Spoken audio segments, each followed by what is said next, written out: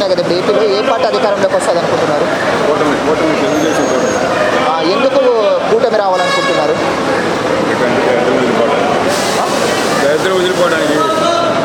అంటే YCP 5 years పరిపాలనలో ఏం డెవలప్మెంట్ జరగలేదంటారా?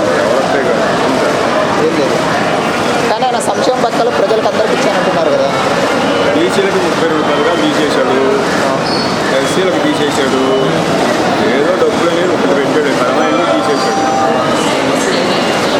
అంటే అభివృద్ధి పరంగా చూసుకుంటే ఎక్కడ ఏం లేదంటారా?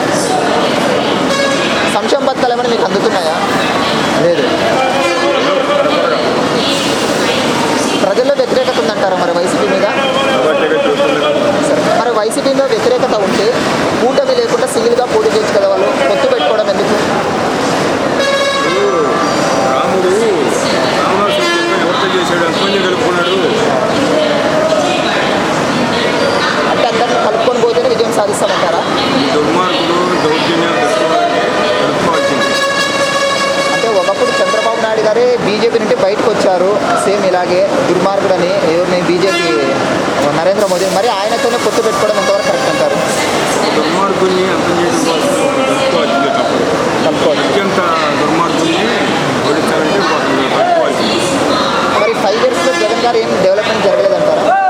ఏవో 10% చేశాడు, అంతే అంటారు. 90% అదో పదాలను పెట్టేశాడు.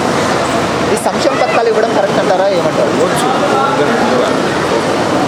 అది రాష్ట్రానికి ఆదాయం ఉంది, కల్పించాడా? సహజ వనరులు మొత్తం దోచుకున్నారు. పనియాయులు, డ్రైవులు, ఫ్యాన్లు,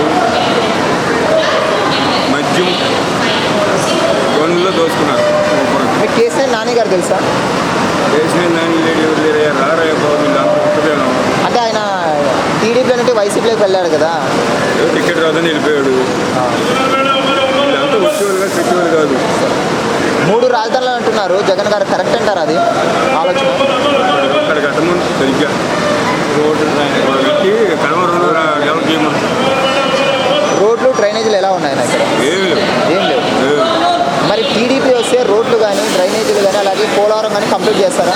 వైసీపీ మీద మెరుగైన పాలన ఉంటుంది. జనసేనకి కేవలం 24 సీట్లు ఇచ్చారు కదా, ఎంతవరకు కరెక్ట్ అంటారు అది? అలా బలం పెట్టిస్తారు, ఒకసారి వచ్చినప్పుడు ఇంకా పెరిగిద్ది అంటారు. అంతే కదా. ఇప్పుడు సీట్లు పెరిగిన నెక్స్ట్ మళ్ళీ పెరుగుతుంది. ఓకే. ఇప్పుడు డెవలప్మెంట్ అనేది చంద్రబాబు నాయుడు గారు వస్తే ఓన్లీ అమరావతి వరకే చేస్తారా, లేకపోతే మిగిలిన ప్రాంతాలు కూడా చేస్తాడు? అన్నీ చేస్తాడు. రాజధాని ఒకటి అమరావతిని ప్రత్యేకంగా డెవలప్ చేయాల్సిన పని లేదు. సెల్ఫ్ ఫైనాన్స్ అక్కడ పొలం అంటే ఆంధ్రప్రదేశ్కి రాజధాని ఏదంటే ఏది చోరీ చెప్పట్లేదు కదా. సెల్ఫ్ ఫైనాన్స్ అమరావతి అనేది సెల్ఫ్ ఫైనాన్స్. దానికి గవర్నమెంట్ ఏం పెట్టాల్సిన పని లేదు. అక్కడ భూమి కూడా అక్కడే డెవలప్ చేయాలి. 3 రాజధానులు కరెక్ట్ అంటారా, ఒకటే రాజధాని కరెక్ట్ అంటారా? మిగతాయి కూడా డెవలప్ చేయాలి. అది ఇండస్ట్రియల్ పరంగానో, అభివృద్ధి పారిశ్రామికంగానో, వైద్య పరంగానో డెవలప్ చేయాలి. ఓవరాల్గా అయితే టీడీపీ జనసేన పొత్తు వస్తుంది అంటారు. సరిగ్గా వచ్చింది. Thanks. Please like and subscribe Eagle Andhra.